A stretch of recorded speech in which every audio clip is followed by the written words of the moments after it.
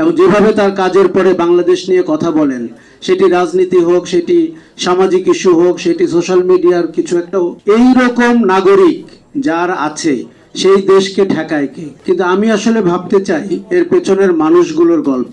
আমরা ঠিক আপনাদেরকে সংখ্যায় দেখতে চাই না, আমরা আপনাদেরকে প্রত্যেকটার উজ্জীবিত বাংলাদেশ দেখতে চাই, আপনাদেরকে মানুষ হিসেবে দেখতে চাই, আপনাদের দুঃখ কষ্ট বেদনা দেখতে চাই, আপনাদের হতাশা এবং আশা বুঝতে চাই। কাজেই আমাদের যারা নীতি নির্ধারক আছেন, যারা রাজনীতি করেন, যারা সরকারে আছেন এবং আগামীতে সরকার গঠন করবেন বলে আমরা ধারণা করি, তারা যেন আমাদের প্রবাসী প্রতিটি নাগরিককে এক একজন মানুষ হিসাবে বিবেচনা করেন। তাহলে আপনি দেখবেন যে মানবিক বাংলাদেশ গঠনে আমরা কিন্তু এক ধাপ এগিয়ে যাব।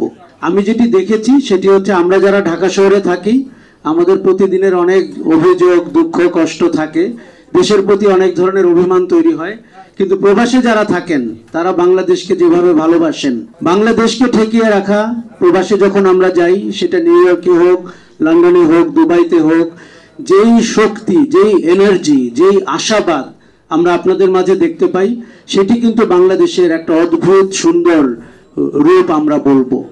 কাজে এটি ধরে রাখতে হবে। দেখুন, আমরা জানি যে প্রবাসে যে যায় সে কত কষ্ট করে যায়, কত টাকা খরচ করে যায়, কত হেনস্থার ভেতর দিয়ে যায়।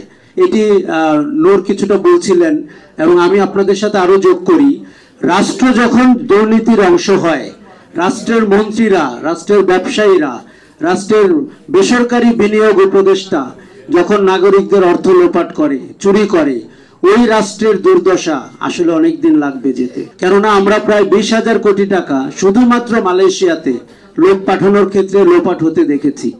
এবং এই শহরে যিনি বড় হোটেলের মালিক, তিনি ওই লোপাটের অংশ, এবং এই আগের অর্থমন্ত্রী লোপাটের অংশ, এমপিরা লোপাটের অংশ, মন্ত্রীরা।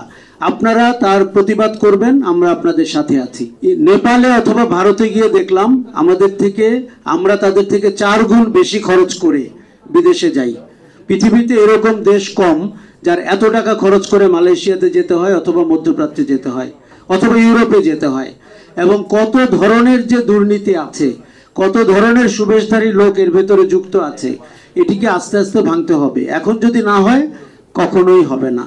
কাজে শুধুমাত্র জুলাই আগস্টে আপনাদের অবদান এবং তার প্রতিদান কি হতে পারে, এটি তো একটি আলোচনা বটেই, কিন্তু এই পুরো রেমিটেন্সের যারা নায়ক, যারা আমাদের শ্রেষ্ঠ নায়ক বিদেশের আছেন, তাদেরকে আমরা কি করে মূল্যায়ন করতে পারি এবং কি করে একটা সাস্টেনেবল আমাদের বিদেশে যাওয়া আসা, অর্থ করি পাঠানো অথবা কখনো কখনো না পাঠানো প্রতিবাদের অংশ হিসেবে, সেই জায়গাটি আমরা আপনাদেরকে নিশ্চিত করতে চাই। দেখুন, এখন যারা সরকারে আছেন তারা অনেক মেধাবী, তারা অনেক কিছু বোঝেন, তারা বিভিন্ন প্রতিষ্ঠান চালিয়েছেন।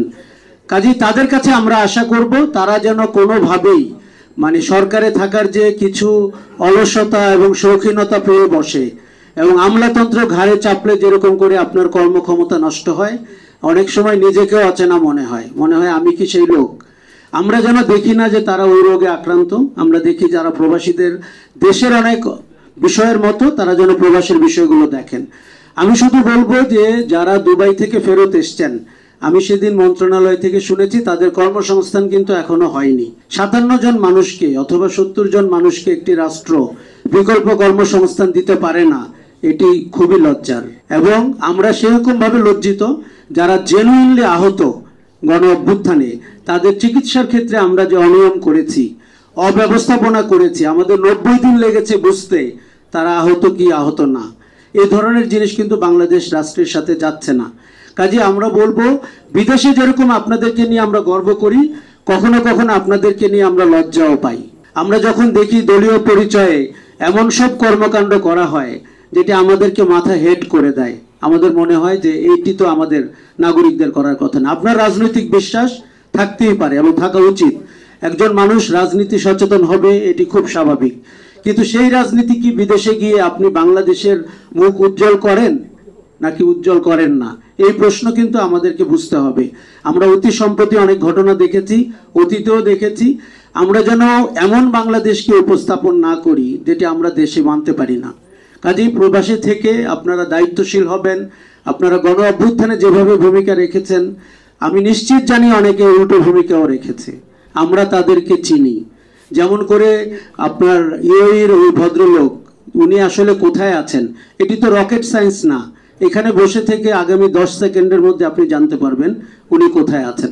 দেখুন, পদ পদবি করা অথবা পুলিশকে যেরকম আমরা শুনি যে বরখাস্ত করা হয়েছে, অব্যাহতি দেওয়া হয়েছে, খাগড়াছড়িতে পাঠানো হয়েছে, এটা কোনো কথা না।